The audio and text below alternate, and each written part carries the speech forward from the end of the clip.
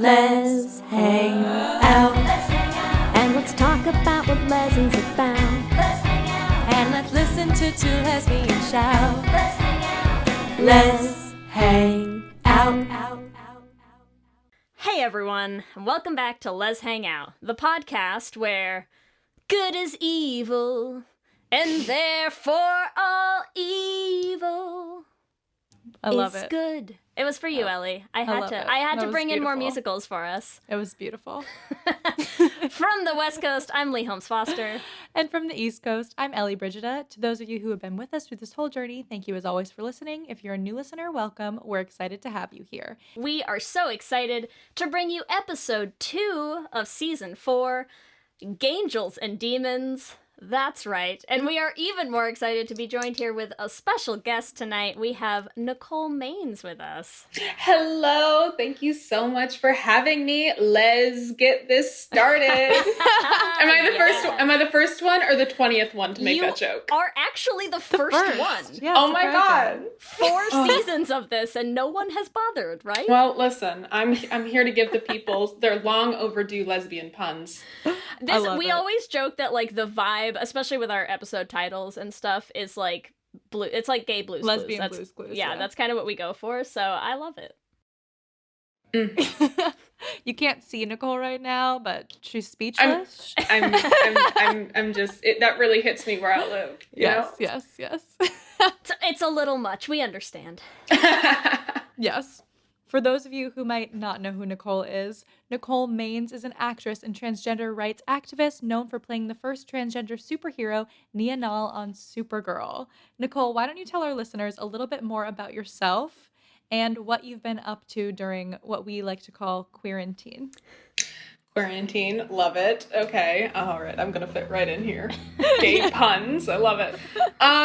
So like you said, I'm an actress. I have been on SuperGirl for the past 2 years, playing Nia Nal, and it has just been a complete dream come true.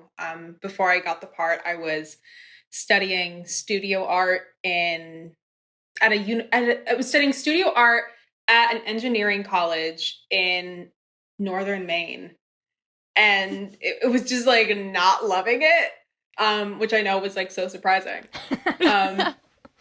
But yeah, so I was just really not loving where I was at, and just right in the nick of time, SuperGirl came along, and it was a complete like sepia to Technicolor moment, like full Wizard of Oz, when she steps out of the house and she's like, oh my god, there are other colors of the rainbow, how gay. And so it's just been completely amazing. So since quarantine started, I first flew from Vancouver to Austin, Texas, where my parents live. And so I've been quarantined with them for the past, what month are we in? Past 6 months? I know, it's crazy. Yeah, so I was with them. And that was pretty good. It was the first time living at home in a while. So that was a really weird adjustment. But now I'm back in Vancouver. I'm doing my mandatory 2-week quarantine as I've, re-entered the country. And now living alone feels really, really weird. Yeah, I bet. Yeah, I'm kind of like, oh, I'm so lonely. But where are the people? Humans. Where did the humans go? I live pretty close to the sidewalk, so sometimes I just kind of like put my nose up against the glass and I'm like, hey, where are you going? What's up? What are you doing today? You good? How's your mom?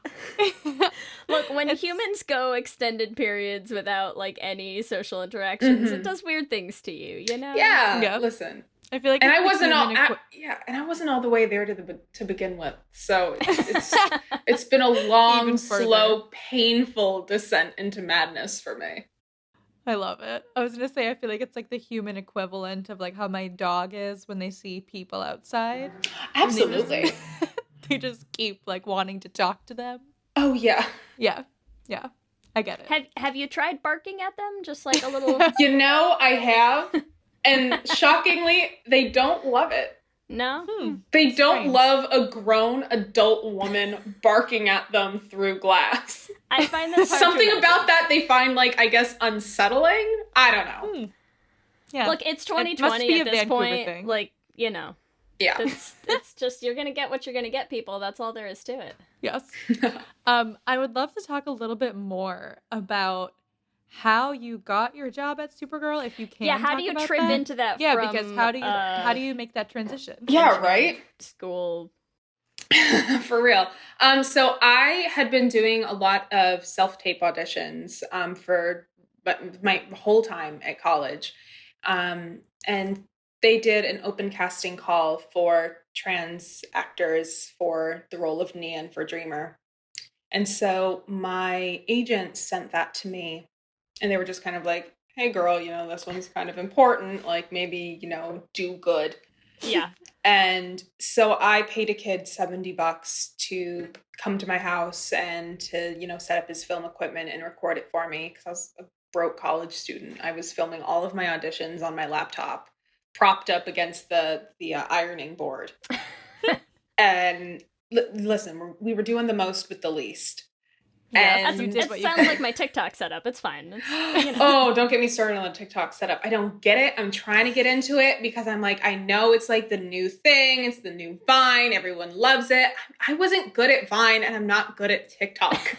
Because I can never, and I keep getting comments and people are like, Nicole, why don't you post more? And I'm like, because all of my ideas suck. And it's hard. It takes so many takes. It's hard. Yeah, I'm like, I don't want to. I'm like, I care about you guys. I don't want to give you anything unless it is like the top best content I can come up with. And frankly, she's not there right now. She can't think of anything. And I'm like, you will get a video when I think of something. So yeah, I paid a kid to edit it and film it for me, and then I did the tape with my friend Lexi, and we sent it off and waited, and we didn't hear back for a while, and I guess we just kind of figured that they'd given it to somebody else, because that's the hard part about auditions. They can't say no to every single person who auditions. So when you don't hear back, you're just like, oh, I guess they hated it. Yeah.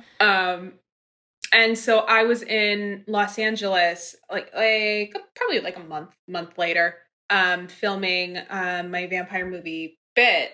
And we did a 20-day shoot, and I had one day off. And on my one day off, I went in, they contacted us and were like, hey, can Nicole send in another self-tape? And my agent said, no need. She's in Los Angeles, just being like a professional woman or whatever. And she can come in. And so I went in on my day off, and I met with Robert and Jessica and Sarah. And I guess they liked something that I did. Because, within the next day they were like, hey, come up to Vancouver. And I was like, oh, I flew up I'm on yesterday. the plane. I'm on the plane. I'm already here. Yeah, I'm actually outside. The call is coming from inside the house. Yeah. I was fully like, I'm inside the house, Sydney. That's incredible. I love it. That's so when you say like you switched careers, like you wanted to be an actress. Yeah, like, yeah. That was the career path you were trying to be on. Yeah, I kind of college figuring out what you're gonna do. Yeah, I kind of had like two things I was looking at. I really wanted to do acting, but I was, a realistic person. I said, I'm from the middle of nowhere in Maine, and the business is on the complete opposite side of the country. Like, so I was trying to think of a backup. And because I am a fan of a steady paycheck, I studied art. And I said, my more realistic career goal is I'm going to be an artist. Because I guess I just don't understand like where money comes from or something. So I really wanted to go into game design and game development and like do conceptual art and character design for video games. And so I was studying, and plot twist, the engineering state school didn't have a really great like game design program. So I kind of had to makeshift my own. And so I was majoring in studio art because I thought that would kind of give me the closest set of skills. I was like, okay, I can like study, I guess, anatomy and illustration and digital art. But it was much more like, hey, can you come down to the sculpture studio the day after Trump gets elected and try welding? Oh god. That's a morning I will never I mean, forget. is that a way to like get some rage out though? It's just like set shit on you know, fire. you actually want to be much calmer when you're working with molten metal. I set myself almost on fire several times in that class, barely rolled out of it with a B-. And I knew that major was not for me because to graduate, you have to also take sculpture too. And I was like, oh. Can't even get through sculpture 1. No, I barely survived sculpture 1. I'm like, you know, it probably wasn't for me. I was wearing flame retardant clothes, like a flame retardant smock, and then like a leather apron over it. And I burned through 2 of 3 layers with sparks. Like a direct, steady stream without noticing. Smelled smoke. I was like, what's that? I'm on fire. Okay, so wait, are you telling me that in that I am very literally hot? Yes. Word, when she's welding in like her tank top or whatever, that's not an accurate representation? It's not realistic. Because I find that hard to imagine. I mean, TV would never lie. I mean, I don't know if like I personally would like to believe that lesbians have some super welding power that allows them to, you know, just wear a tank top and weld and not have to worry about, you know, permanent damage. Because I think that's the power, you know. Because I think that's a power, honestly, a lot of lesbians possess. And I believe in that. I believe in Ellie, that you power. try it first, okay? And you let me know how it goes. I'll let you know. Yeah, get back to us. I feel like I'm not the right person to do that. Yeah, neither was I, turns out. Yeah, I feel like I can relate. I'm not very, very clumsy. I was so bad at that class. Do not put me near any heavy machinery. Well, yeah, especially so like that day of all days. Like I feel like I remember the day after the election, I walked into work and I have a coworker who he has like dual citizenship, but neither of those citizenships are U.S. citizenship, and so he felt, I think, a little more removed from the situation, and so I walked in. And he didn't even say anything. He just looked at me and just like, you know, opened the arms for like a hug, and I was like, yeah, I'll take that. And even that felt like like a little too much, you know? Yeah, no, afterwards... like that was a little too much to do that day, so I can't imagine welding. Oh, yeah, no. I went back, slept for 6 hours, and my dad had to drive 2 hours north to drag me out of bed. And he was like, you're gonna be fine. And I was like, we'll see. Yeah. The welding project was... So the specific project was we each were given like a set of like metal steel materials, or metal steel is the name of it. We were each given some steel to work with, and we had to make something inspired by some artist out of it. And there was this one girl who like flattened them and like molded them into these like beautiful like leaves, and they were graceful. And I was like, I cut them in chunks and tried to just stand them upright, and I was like, it's like a Doric pillar castle. Yeah. No, pretty much. I was just like, this is a pillar inspired by the Parthenon, and I couldn't even get it to stand up straight. And like all the beads, because it's cold in Maine, the beads froze and snapped, and so I had pieces falling off. None of the weld was holding together. It was leaning to one side, and so I had to present it to my class and pretty much bullshit my way through the presentation and be like, yeah, it's leaning to represent the futility of striving for perfection. Wow. It was a complete like pull whatever I had, like just out of a hat, out of my ass, be like this is intentional. Report, you didn't read the book. Yeah, except I was fully a senior in college, not senior, a sophomore in college, and it was a bad scene, man. So clearly you're where you're meant to be. Yeah, now. I mean, we hope so, because I can't go back. We can't go back. I have to look forward. But also, what I love about this is I don't think I realized that bit filmed that early. So you filmed a bit before before I got even SuperGirl part of happened. Neon SuperGirl. Yeah, that's crazy. Yeah, we filmed that 2018, summer of 2018. Wow, wild. Let me and tell you, it took that was so a fun long shoot. to get to our screens. Why, I ask? Why? I mean, well.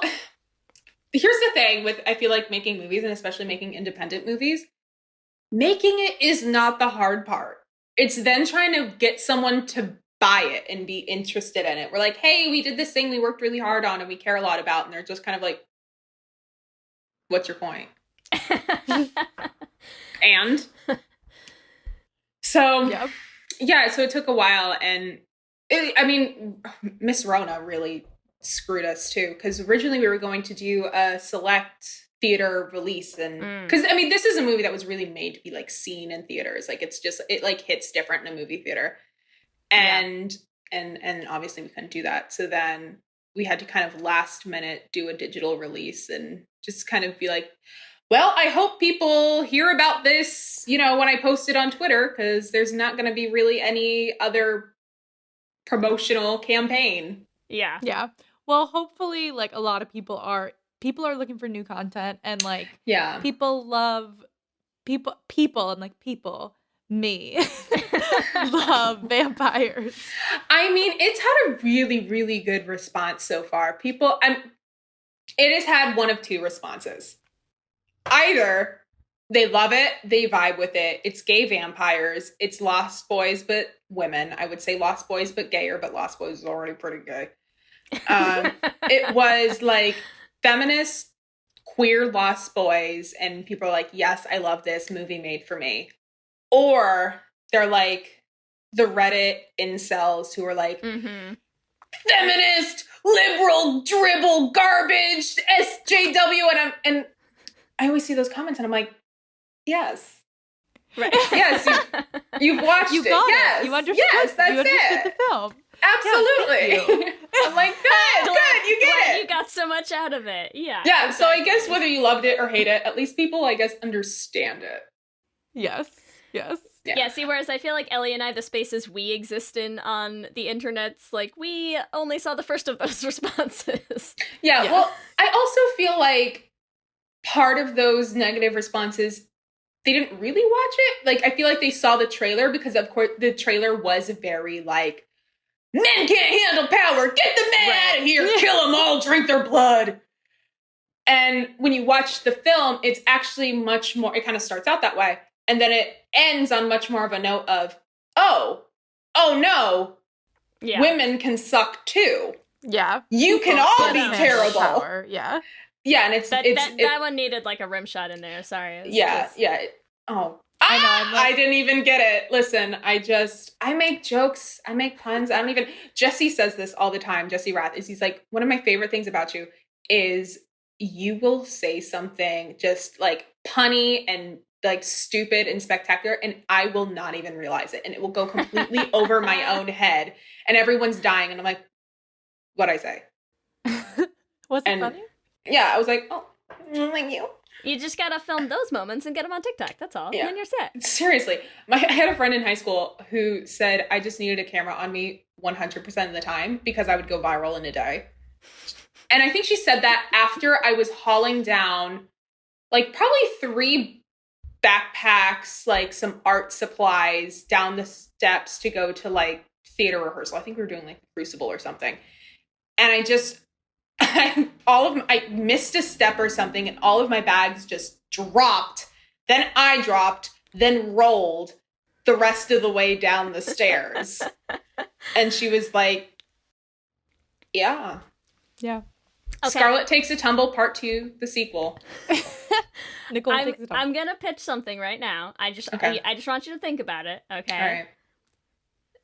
It's a reality show. We're gonna call it Maines in Maine. We're gonna take you back. We're gonna get you some welding equipment. We're just gonna put a camera on you 24 hours. And see what happens. Just see what happens. A 24-hour live stream fly on the wall show of me trying to navigate sculpture. Because here's the thing, and I know why I'm not good at it. Decide now. I'm just putting the idea out there. I'm just saying, like, give us the Emmy.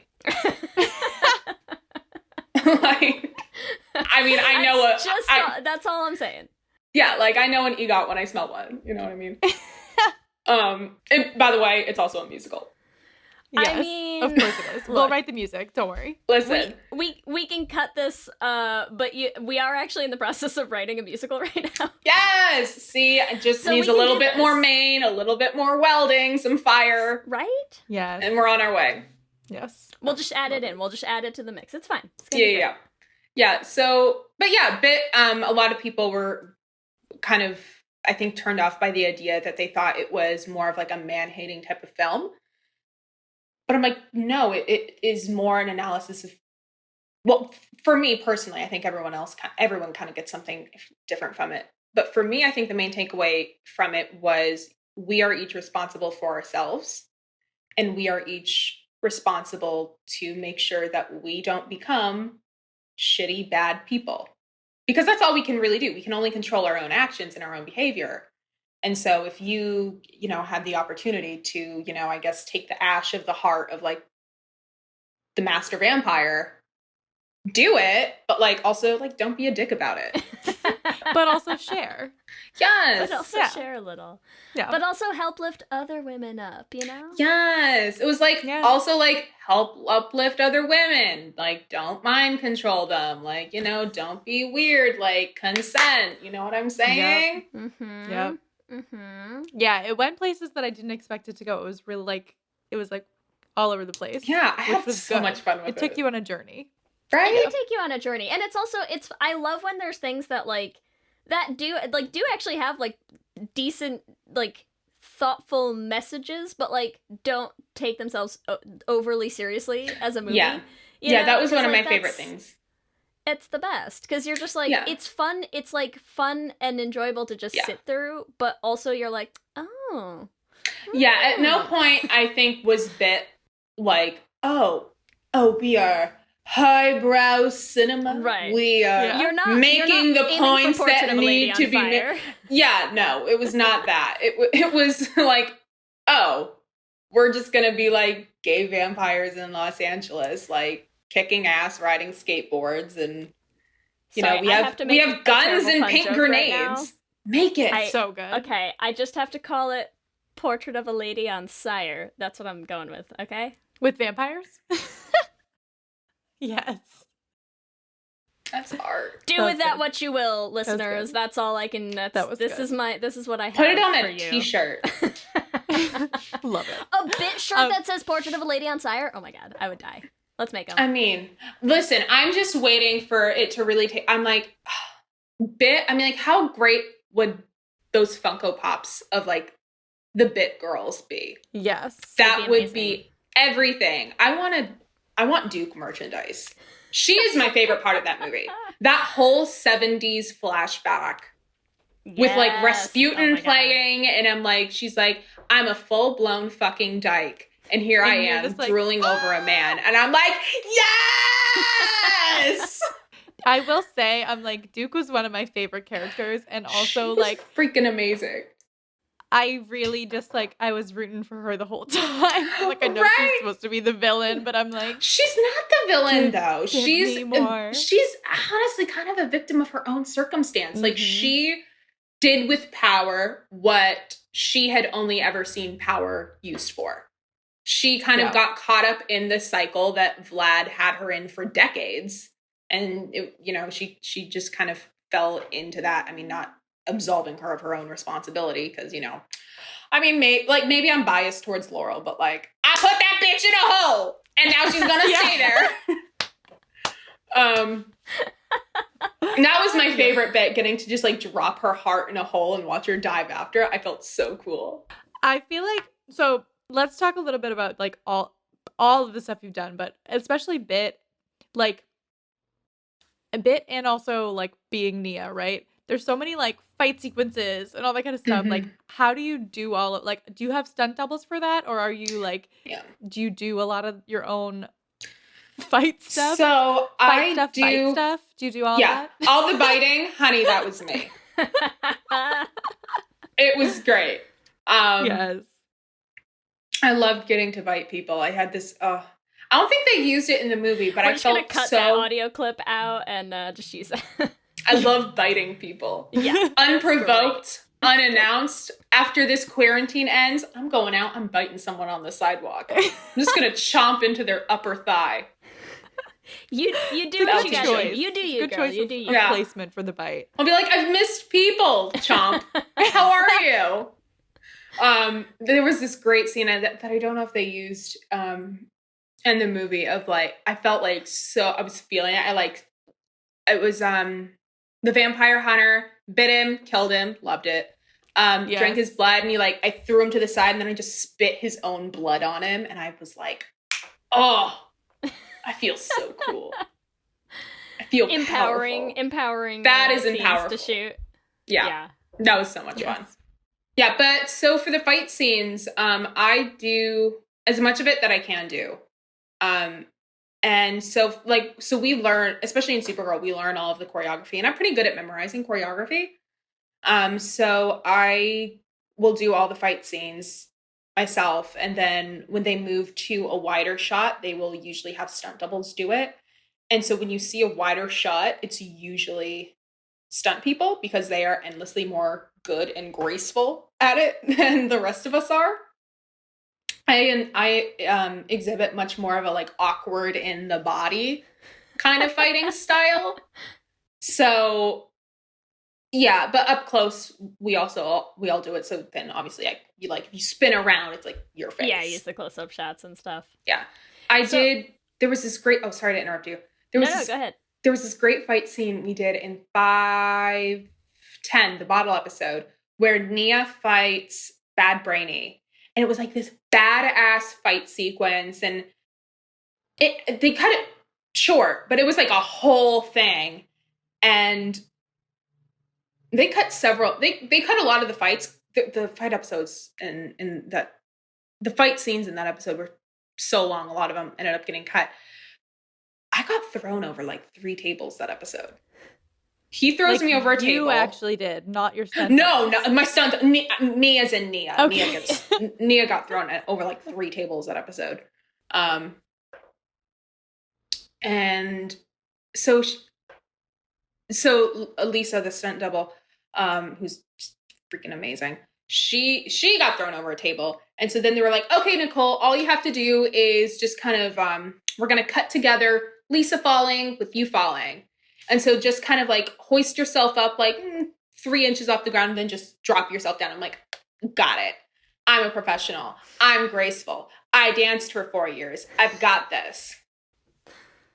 I was so concerned with making my arms and my legs look good that I guess I just forgot that I had a head. And so I dropped myself down and full force slammed my forehead into the DEO floor, which, by the way, concrete. And it was one of those that you just felt in your teeth. Yeah. And then they were like, get up, throw a punch, dream energy, kick. And I'm like, who are you? Where am I? What's going on? I don't think they didn't use that take. That was during rehearsal. But yeah, that's why why we also have stunt people do them, because apparently Nicole can't be trusted to just remember that she has a skull. I think this is a perfect opportunity to take a hot break. We're going to be right back to hear more about Nicole's possible concussion. Possible.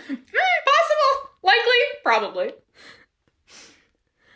Okay. So, I want to talk a little bit about, besides the fight sequences, I mean, so it sounds like you kind of finished wrapping shooting for Bit and then flew pretty immediately up to start Supergirl. Yeah, it was pretty. What was it like to go from? Because I think one of the things that we were so interested in is, I mean, there's still just not a lot of trans characters on TV or in movies, or just in general in things in the media, right? And so for you to have played kind of these polar opposite spectrums of I'm a superhero and also I am a lesbian vampire who's just sucking people's blood and spitting it back on them. So what was the transition from one to the other like? Surprisingly, it wasn't too difficult. And I think it was because I think both of those characters really exhibited where I was in my life at the time of filming. With Laurel, of course, it was her and her first time in Los Angeles. And so she was, this kind of the whole new world moment. And so she was just kind of falling into all of this in real time. And it was very similar to me. That was the longest I'd ever spent in Los Angeles. That was my first time on a film set. So I very much felt like you know, when Laurel went into the Echo, like that was my first time at a club in Los Angeles also. So it was very, there was a parallel between Laurel and myself in that. And so I think that's something that really helped me get into her character. Also, she hates people. I hate people. So that was really easy to connect. You seem really unpleasant to like spend time with. I mean, oh yeah, I have like a lot of like dead people like under the floors. I like really good insulation. We'll cut that. But... yeah, I mean you don't have to. It gets it gets chilly. No. Yes. And then with Nia, you know, she was the newbie at Catco. She was learning the superhero ropes at the same time that I was the newbie on set, and I was really learning the acting ropes because I hadn't had like that same formal training that so many people had. And so now at the same time as Nia's trying to figure out her powers and where she is at Catco and figuring out being a superhero, I'm trying to keep up with like Katie McGraw and Melissa Benoist and David Harewood and like literal legends. And I'm like, hi, I'm Nicole from Maine, and I'm just real excited to be here. That's not a Maine accent. I don't know why I did that, but it is. Yes. If you say it is, no one will know. Oh yeah, Maine accents are really what even hard is a to Maine do. accent? It's like yeah, can't get there from here, bud. It's really specific. It's really weird. Yeah. Just go live in the woods by yourself for like a couple years, Ellie, and like stop there. Done that. Yeah. Been there, done that. Loved it. But yeah, so I think getting into both of those different characters was much easier because I was able to pretty closely relate myself to what they were both going through. And I think that's the goal for a lot of actors because you want to reach as little as possible when you're playing a character. You want to put as much of yourself into them as you can. I think personally that's what works for me because then it just doesn't feel as much of a stretch every day. Yeah. I would love to talk about like you playing a superhero and what that means as a transgendered person to be the first transgender superhero. Like that's amazing. How has that been for you with fans and also with just playing the role? I mean, it's been freaking incredible. I mean, that has to be where the goalposts are as far as just accomplishments. I think like we all in 5th grade and, you know, elementary school, we all wanted to be superheroes. And now I can say, oh, I got to be a superhero. And it has just been so incredible and amazing. And I get to go to set every day, put on a super suit and a mask and pretend to see the future and shoot energy out of my hands.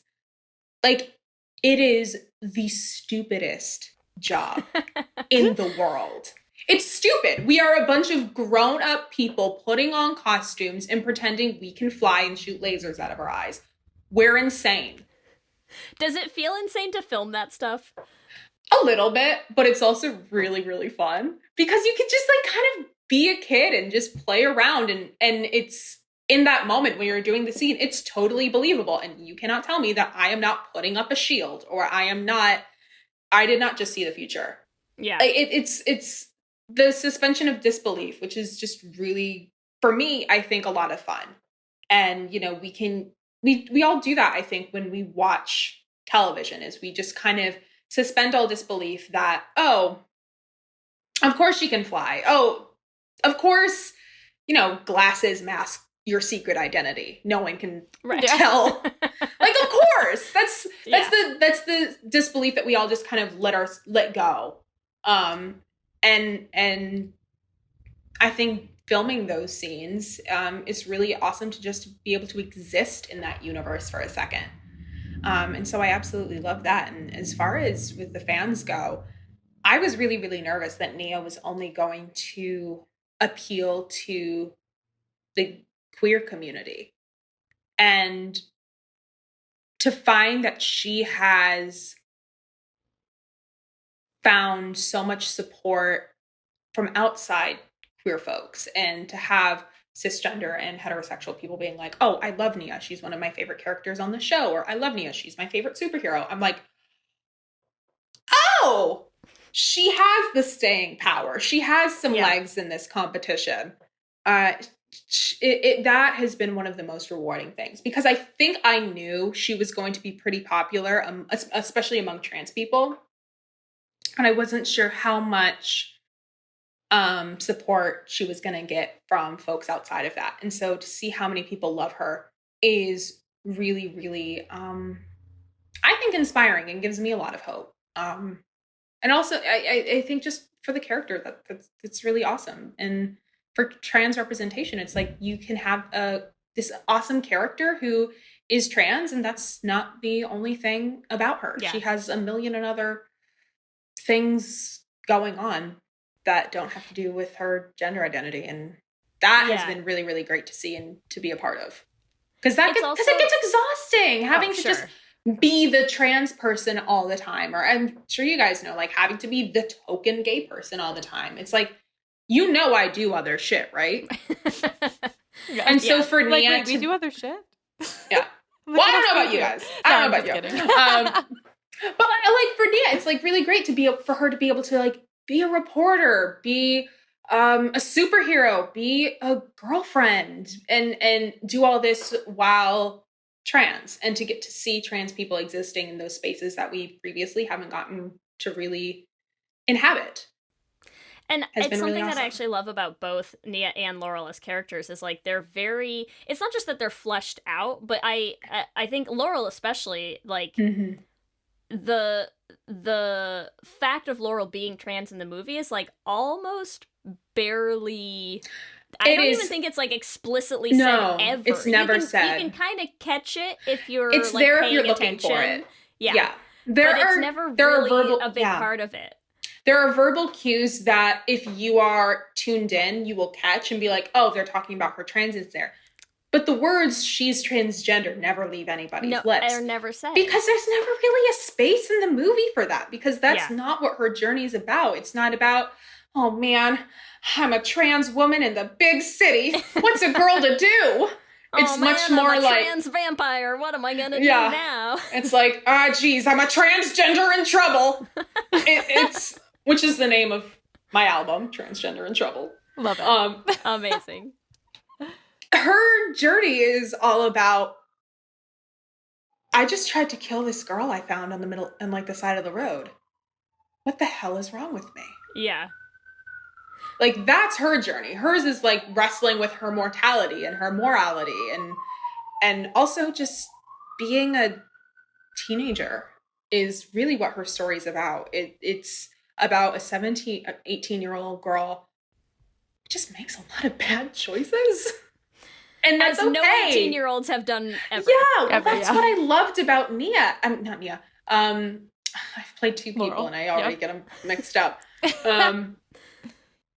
That's what I loved so much about Laurel, is she's not this hero who can do no wrong and who is just like this beacon of perfection and everyone loves her. They're like, no, she's kind of a shitty person at times. She's selfish. She makes bad choices, but she's 18 and that's what you do. And I think that's why she was so endearing. And I think that's why a lot of people who watch the movie love her so much, is because there is never an instance where we're trying to pull the wool over anybody's eyes and be like, she's this great pillar of virtue. And like, no, we know she's not. But you root for her as a protagonist because she is a flawed individual. And because that's relatable. Yeah. And it's the same thing with Nia. And I was really, really afraid to let Nia have that. And to let Nia be that three-dimensional, flawed person. Because I was like, I really need her to be a success. I really need people to love Nia. And I was afraid to show her in anything besides a glimmering, perfect light. And I think now, 2 seasons in, we have seen several times where Nia does not make the best choice. Just does maybe not smart things and makes mistakes. And that's okay, because that's what people do.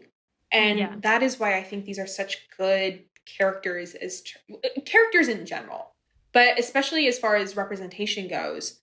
That's why I think these are two great trans characters, because they show trans people as three-dimensional people who have strengths, who have weaknesses, who have moments of victory, and who have just moments where they do something so inexplicably stupid, like going home with a girl you just met at a bar and also not telling your brother where you're going, and then getting thrown off of a roof and spending the night in a dumpster. Like, first of all, been there. Second of all,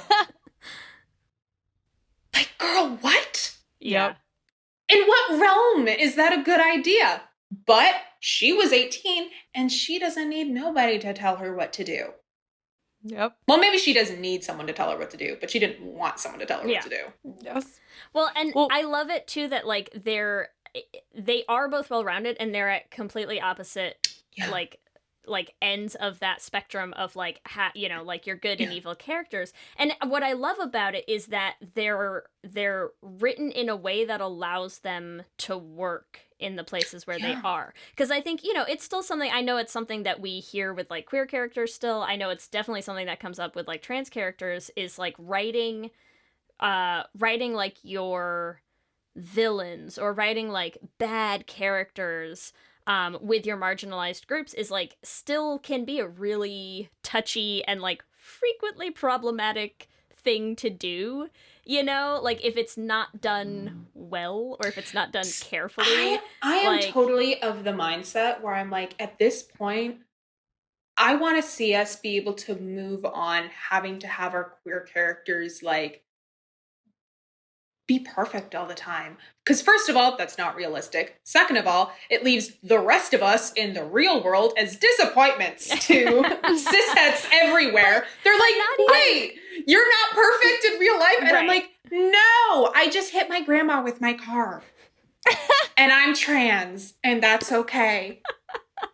But I think, like, beyond just perfect, it's like, I'm thinking about when Pretty Little Liars, like, had the whole reveal of, like, Cece is Charles and all this stuff, and, like, now we killed her off, and she was just evil and insane, and it's like, but at the same time, I feel like they didn't give you enough to, like, understand that character, And that's what I love about this is, like, Laurel is a flawed character and a vampire who's killing people and, like, exists in the evil end of, like, the reality spectrum. But there's never a moment where you don't understand why she's doing it. Right, and there's never a moment where she's not the protagonist of your story, you know? You're like, rooting for her the whole time. Yeah. And I love that. I think that's great to have characters that are written in a way that allows you to explore more than just, like, and here you're perfect, and you just show up and be trans and perfect, and then, like, shuffle your way off screen. Do you think that's why so many gay people like Disney villains more than the protagonists? Because the gay coded, the gay coded villain. I'm like, oh, Ursula, she's everything. Yeah. Jafar, it. Scar, hot. Scar, a queen. Hades, come on. I mean, yes. Hades, a full biological woman. Yes. Like, I loved the villains so much more. Yes. They were so much more fun. True, though. And maybe that's why now I'm kind of like, I want to play a villain. Let me play a gay villain. Come on. Yes. Yes. I want it so bad. It is exciting. You'll get there. I'm like, let us go back to our roots. Let us play bad guys. Let us take over the world. The first gay, like, actually gay Disney villain will be you. I'm putting this out there into the universe. All I'm saying is... I want to see it. I'd love to see it. We're doing a musical, and part of our production team, we have someone who came in to help us produce it, and she just posted I'm going to bring up TikTok as much as I possibly can this episode, apparently. But she just posted a great TikTok that was, like, a gender-bent, like, Aladdin, female Aladdin, like, meeting the princess or whatever, and, like... I could see, like, an all-female remake of, like, queered up Aladdin. Yes. Jafar. We need you as Jafar. That's all I'm saying. Listen, No, you know who needs to play Jafar is Jesse. Yes. He needs to play Jafar. And I'll play what's the parrot's name? Yeah, I knew. Iago. I felt it for you. Iago. I was like, Iago. You are Iago. Yeah. Yes. Yes. Listen, I know So- where my strengths lie, and It's important to know Gilbert ourselves. Godfrey as a parrot is really where I'm at spiritually and emotionally. I love it so much.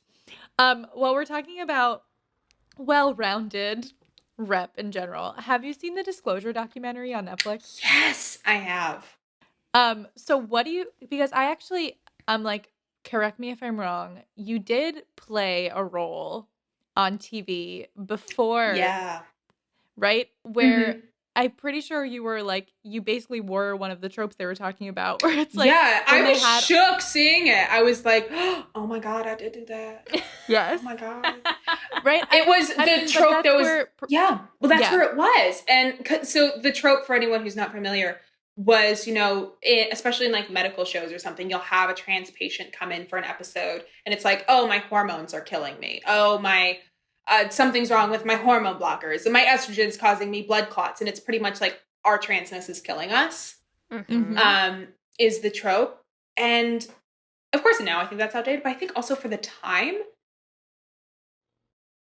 it was really kind of what we needed, I think, or at least as far as my episode of Royal Pains goes, because I think it started out that way. And then it turned into, you know, this cis straight doctor educates himself and, you know, commits to pursuing medical transition for this girl and saying, like, you deserve to be who you are. And this pre-existing condition you have is not going to keep you from that. And I'm going to work with you and we are going to overcome this. And your estrogen is not going to kill you. Because truthfully, her estrogen wasn't killing her. The insane amounts of estrogen she was taking was killing her. And I think that episode was really, really, really important for when it came out, because it was in that time when we really weren't seeing a lot of trans folks on television. And that was one of the first, well, not first, but one of, you know, in a time where we were finally starting to see trans people represented in a positive light, in a way that was educational, in a way that was showing us as just normal people. And I had, that was an amazing first set to get to work on, just because they were so committed to telling this story the best that they could. And they took notes, and there was a line that we ended up changing, that they were so open to. It was like something like, how old were you when you first felt like a girl? And we changed it to, how old were you when you realized you were a girl? And it was just like small stuff like that. And they were like, oh, yes, that totally makes sense. Absolutely. Change it. And it was just little stuff like that, though. I was like, okay, yeah, like the integrity is there.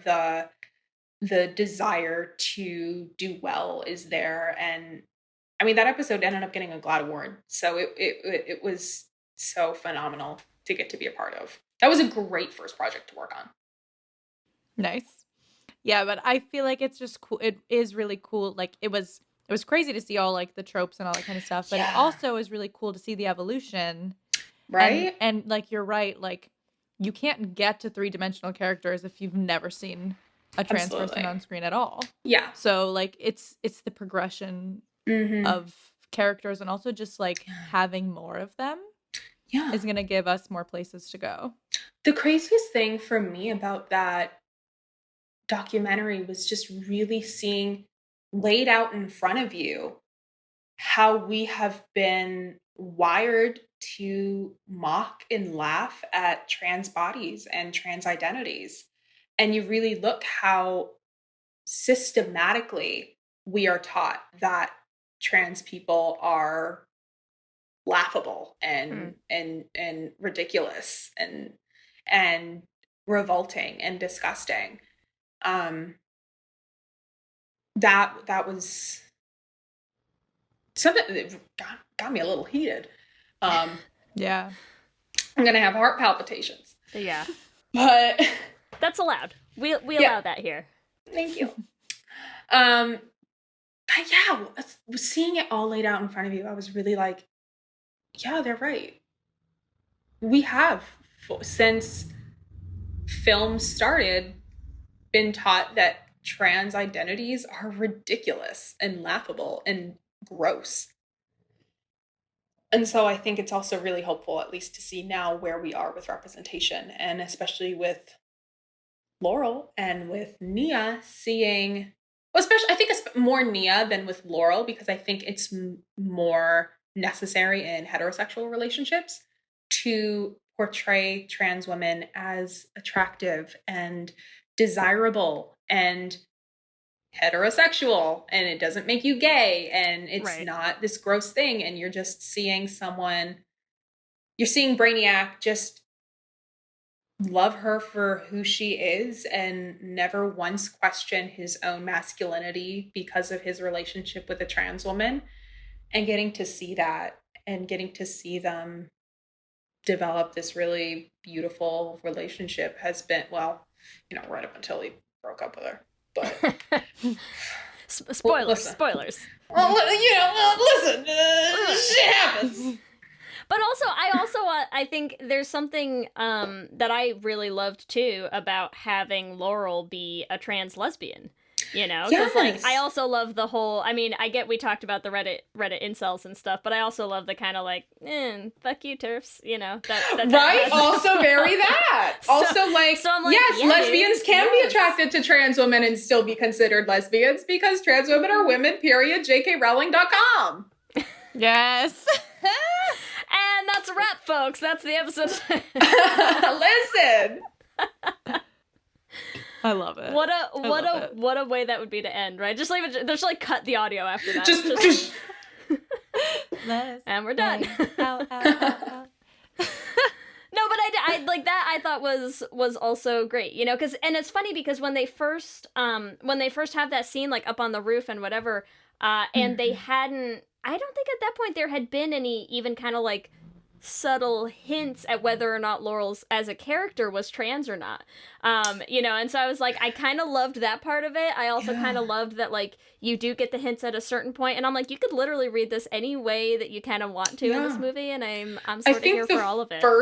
The first allusion to Laurel's being trans was when she was leaving home, and her parents were kind of like, "No, it's been a hard couple years, yada yada. We're so proud of you." Right. Well, Ellie, but Ellie they watched weren't it ever today. I literally watched it a few hours Yeah. ago too. And also there's like that guy at the party who's like, I just want to tell you how much I admire God. you. That was the Blah, blah. hilarious scene. He was hilarious, and he was killing us doing that whole scene because he was just like this ridiculous. I think you are great, and I love that scene also because we have all been the trans woman who's like sitting there like, thanks for calling attention to it. I don't want to talk about this with you. Go away. That was the last day of filming too. That was so much fun to do. I loved that whole scene. That whole sequence was probably my favorite to film. The house party and the sitting on the truck with Andy. I Justice think what for we're Andy, getting by at the way. is I you've know, poor basically done Andy. it all. You've got all the range. You've played, but She has the opposite range. She of has all the spectrums. versatility. Yeah. At this point, let me play Gilbert Gottfried as a parrot. Yes. Give And, the like, that people what also- they want. That also leads us into what other trans rep do you want to see more of in the future, even if you're not playing the characters? I am really, really into trans women playing cis women and reinforcing that idea that trans women are women. I really want to see trans women not limited to their transness when it comes to looking for jobs. I think that is just makes it harder to find a job because there's not that many trans roles out there. So I'm like, all right, well, we can take only trans roles as soon as every other character is trans. Until then, we're going to have to play some cis women at some point. Yeah. That was another thing that I loved in Disclosure is the whole story of like Sandra having been stealth for so long, and you're just like, you've done it. You've cast trans women in cis roles. Yes. And no one said a damn thing. Right. And it's like, I promise you there's more. Yeah, absolutely. I was stealth for 2 years. I was stealth for 2 years in middle school. And first of all, props to her, because that was really, really hard. But it's possible. Trans women do not have to disclose their transness to anybody.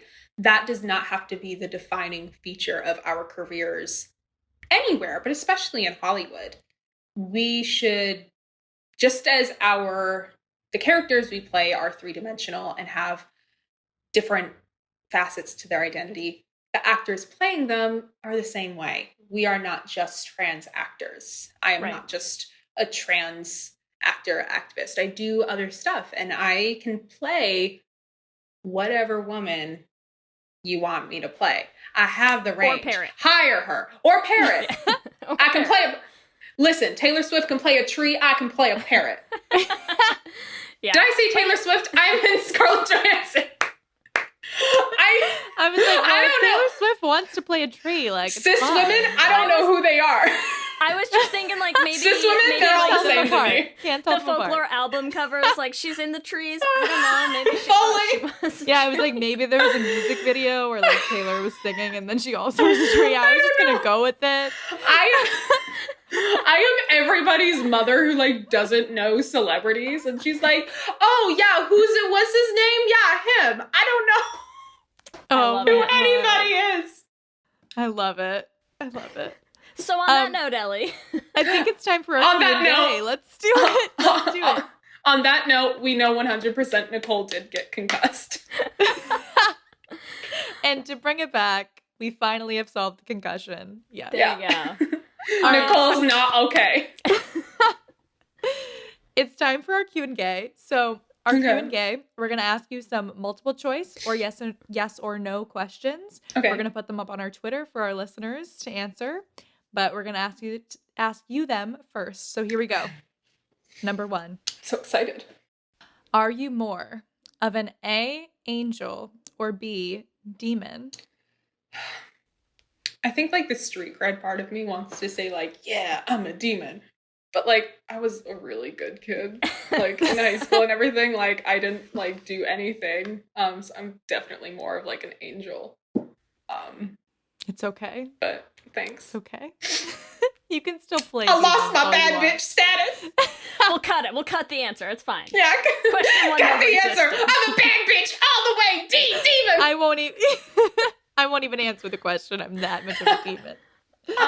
Question 2. What would you choose as your superhero power out of A, immortality, B, super strength, C, precognition, or D, heat vision? Okay.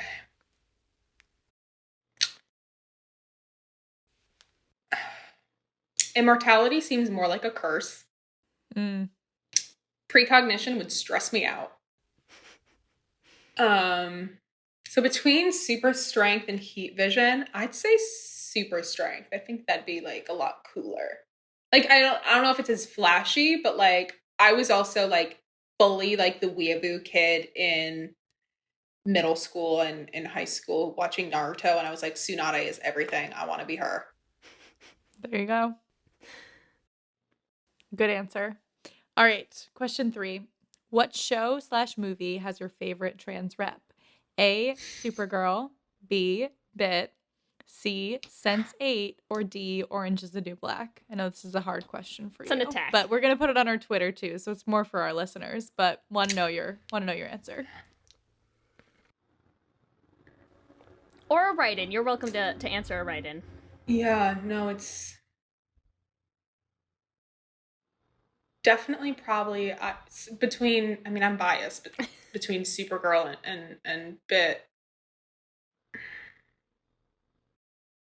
It's hard to pick because I love them both for different reasons. There's no wrong answer. You can pick both. All of the above. I'd say both, Bit and Supergirl. I've had so much fun on both of them. But also Orange is the New Black, because that like revolutionized like the game. And that said, hey, here is this like confident, powerful, beautiful Black trans woman killing it. But also doing hair in Sense8 prison and and like has my heart, so I don't know. I have never seen Sense8. Oh my god. I know. Look, you're in lockdown right now, so like we have some homework for Watch you. it. Yeah, I've been rewatching Once Upon a Time. That's been my like quarantine Okay, thing. pause I the was rewatch. obsessed with that show the first season, but then I sort of just Give a I couple dropped off. episodes of First Sense8 four a try. were like That's it all I'm for saying. me.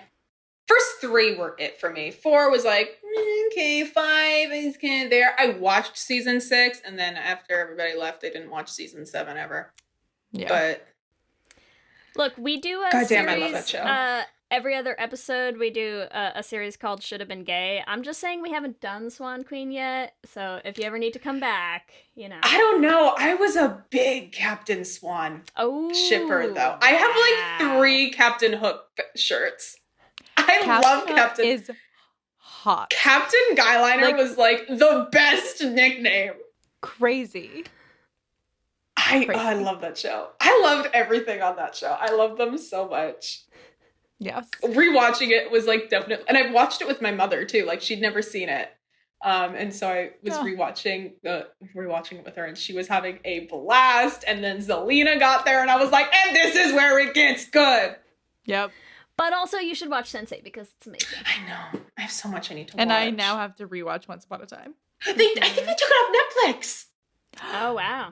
I was watching it and it was like available through September 6th. And I was like, who made this call? How dare they? I'm going to have words with somebody. I'm Fly sure back. Fly it back has and to be punch picked someone. up somewhere else. I feel like every Yeah, time I'm they sure take it something is. off Netflix, so like they put it on Hulu or they put it on like, you know, some other Well, streaming it service. and they has a can lot see of that. Disney properties. Maybe they'll put it on Disney Plus. Mm. I know it wasn't like a Disney official thing, but it was ABC. Yeah, but that might have something to do with it. Yeah, Okay, but question also 4. Hulu. I have Hulu too. There you go. I like TV. I just like TV, you guys. Question 4. What vampire universe would you want to be in? Out of A, the Bit vampires, B, Buffy vampires, or C, the Lestat vampires? Hidden answer D, True Blood. Oh, okay. I'll add it to the list. Love me some True Blood. All I ever wanted to be in life was Pamela Swinford de Beaufort. She Nice. is You're almost there. everything. We're almost there. She's everything. Question 5. What part of 2020 do you wish you could have predicted? A, COVID, B, murder hornets, or C, the Fire Nation attack?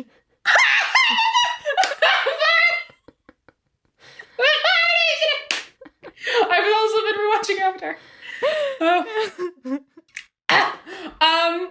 I mean, I'd love to have seen all of it coming, but I also recognize that I couldn't have stopped any of it. So I would like, out of everything, to have seen that World War III did not start like we thought it was going to at the beginning of the year. 2020's not over yet. Knock on wood somewhere around. Oh my god. Please. Yeah, I guess COVID. I'd like to have seen coming. I could have gotten more ducks in a row. I could have.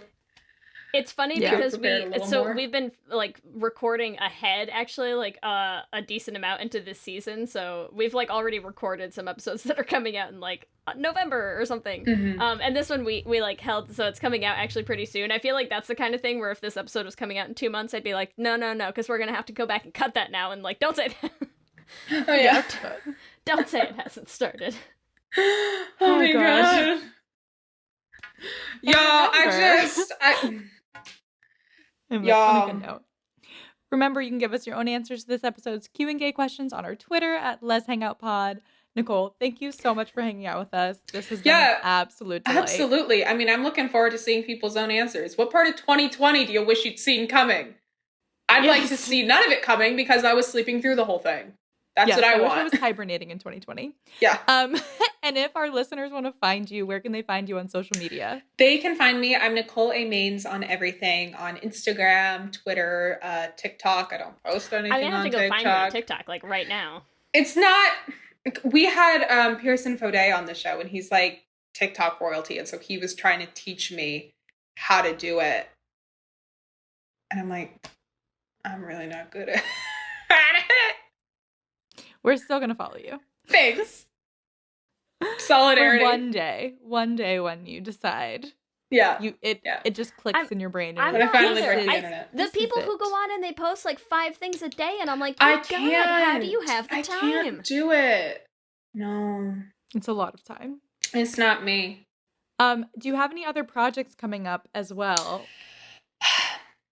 I don't think any that I can announce. Disclose? Secrets. okay. There's none that But I if can they follow you disclose. everywhere, they'll hear about them. You will eventually hear about it, but I can say That's okay. y'all That's are exciting and going- intriguing. So y'all are make sure you going follow to Nicole on all her lose social your media so you're the minds. first one to know. Wait. We're going to lose our minds about something? Y'all There's are gonna lose your minds. It is everything. I cannot wait. I'm excited already.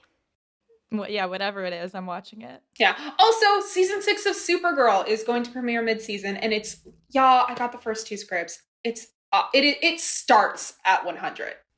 Nice. It's gonna be nuts. Also, Oh my go God. watch Bit. It's available on iTunes, Amazon, Fandango, Vudu, wherever you get your online streaming services. If you haven't seen it, go watch it. It is so much fun. It's lesbian vampires. There's literally nothing not to It's like. lesbian vampires and blood orgies and and pink grenades. I mean, come on. It's And the amazing. inland fucking empire. There you go. Yes. Les Hangout endorsed Bit. You have to watch it. And Nicole will also be doing an Instagram story takeover later this week. We will let you know when, but make sure you send in your questions. Thank you so much for hanging out with us. This has been a blast. Oh my God, thank you so much for having me. It's been so nice to talk to people.